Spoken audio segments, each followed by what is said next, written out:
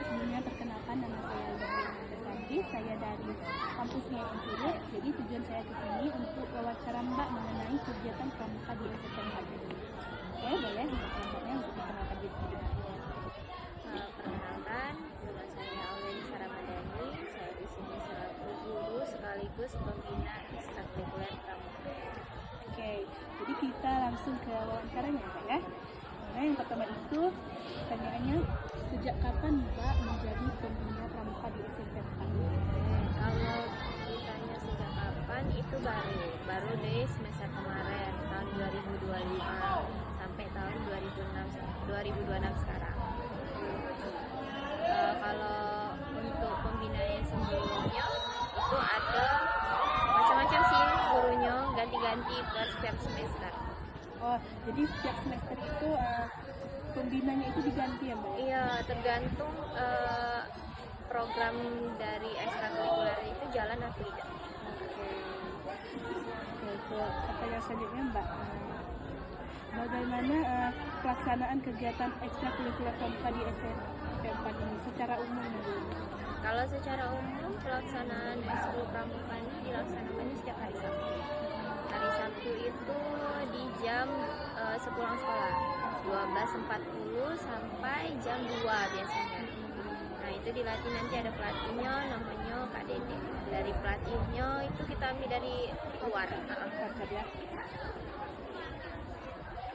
Nah, menurut Mbak nih, kan sebagai seorang pembina, menurut Mbak, tujuan dari ekstrakurikuler pramuka ini dalam pembentukan karakter siswa itu bagaimana? Kalau untuk tujuan dari ekskul pramuka itu kan sebenarnya kalau dari kurikulum itu wajib seluruh anak kelas 7, apalagi untuk anak kelas 7 itu wajib mengikuti pramuka. Nah kalau untuk tujuannya atau pembentukan karakter siswanya, ekskul pramuka ini untuk membentuk kedisiplinan anak-anak. Nah, karena menurut kami pihak guru, anak-anak zaman sekarang ini kan banyak yang terlena ya. Kadang datang telat itu disengaja, kadang tidak masuk kelas sengaja, gurunya tidak adanya keluar kelas. Jadi dari adanya ekskul pramuka itu melatih kedisiplinan anak, karakter anak, terus tuh akhlaknya kan, biar punya akhlak yang punya etikatnya yang baik, akhlak mulia lah ibaratnya. Nah Mbak, di pramuka itu kan ada yang namanya dasa dharma. Dasa dharma yang kedua yaitu sikap cinta alam dan kasih sayang sesama manusia. Nah ini yang menjadi yang akan kita bahas mengenai wawancara ini, karena ini yang menjadi penelitian dia ya Mbak ya, yaitu bagaimana menurut Mbak peran pramuka di SMP 4 ini dalam membentuk sikap cinta alam dan kasih sayang sesama manusia? Kalau Mbak, peran pramuka menurut dasar Dharma nomor 2 ya, cinta alam dan kasih sayang sesama manusia. Nah, perannya tuh bisa ngebentuk rasa sosialisasi anak terhadap sesama gitu. Karena ekskul pramuka itu bukan sekedar ekskul biasa ya, tapi alternatif juga. Iya, alternatif anak-anak untuk ngebentuk karakternya untuk bisa bersosialisasi dengan sesamanya atau dengan orang lain, terus bisa punya timbul rasa kepedulian, rasa kasih sayangnya terhadap sesama.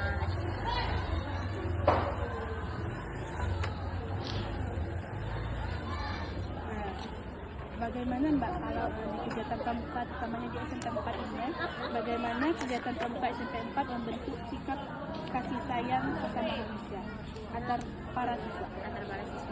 Nah, biasanya anak pramuka ini ada namanya kegiatan, misalkan ada kawannya yang sakit, biasanya dia jenguk rame-rame.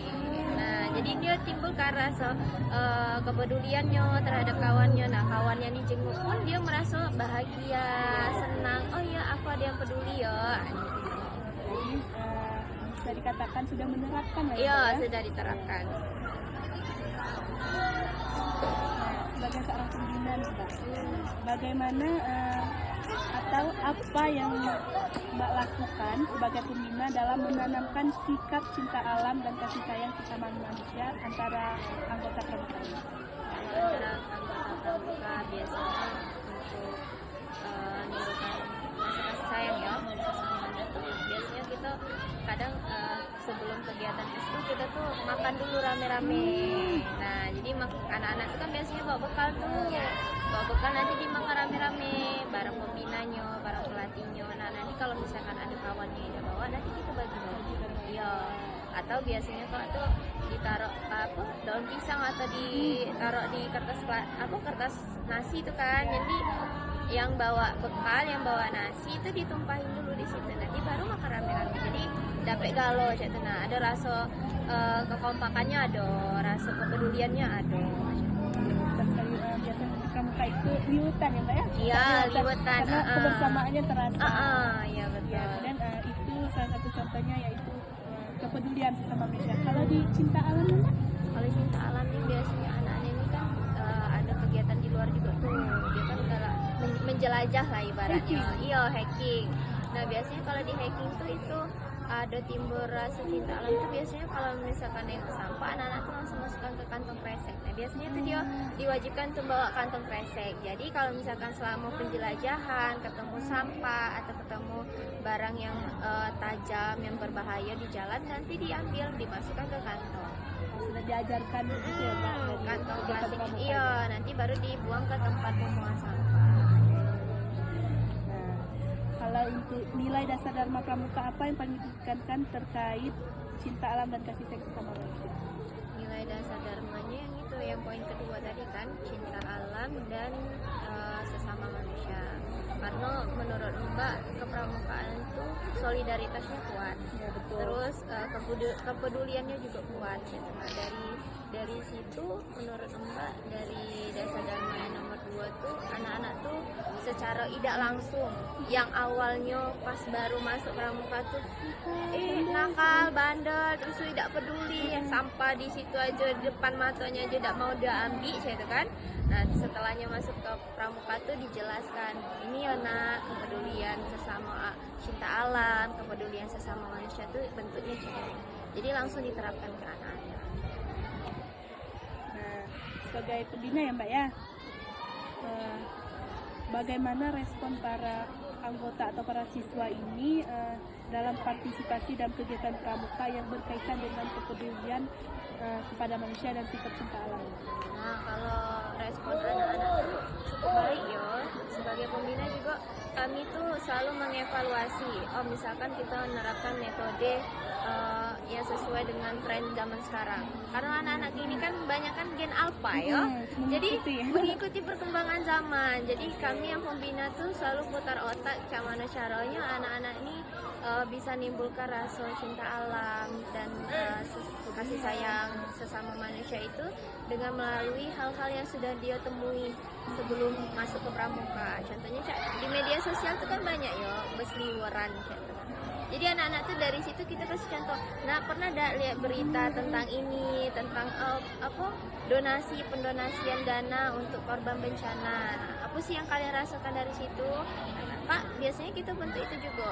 Tidak cuma tentang donasi dari bencana alam ya, tapi misalkan di kegiatan sekolah nih ada atau ada orang tua murid yang meninggal, itu anak pramuka tuh diajak untuk ikut nak bantu ya, tolong ambilkan sumbangan ke kelas. Jadinya ada rasa kepeduliannya kan. Jadi sudah diterapkan. Iya, sudah diterapkan.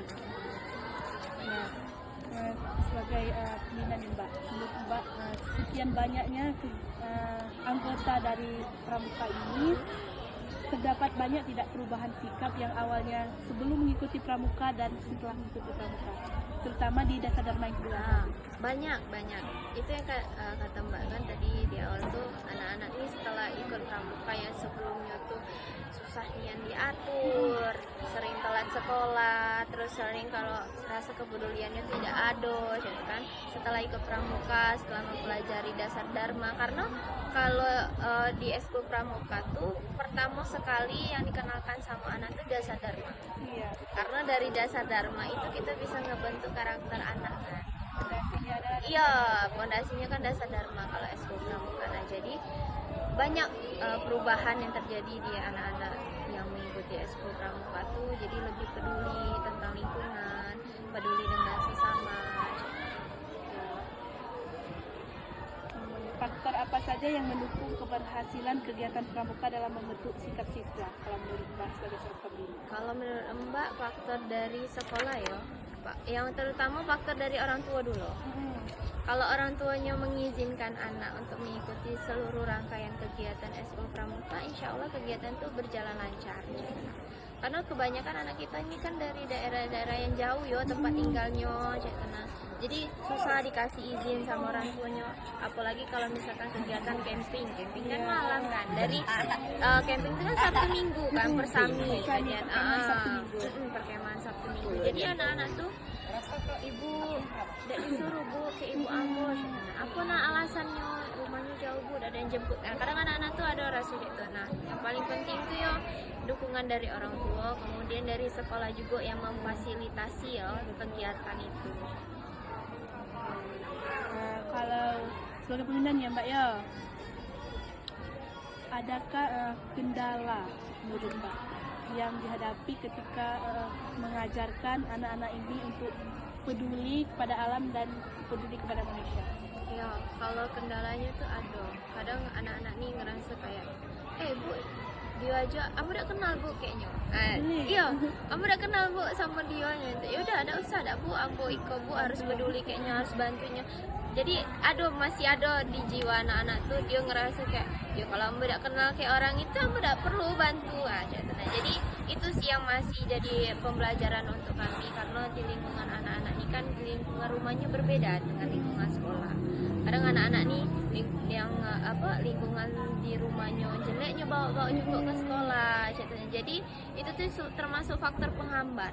Salah satu faktor penghambat. Nah, menurut Mbak, sambil belajar lah Mbak ya, bagaimana cara Mbak mengatasi hal tersebut?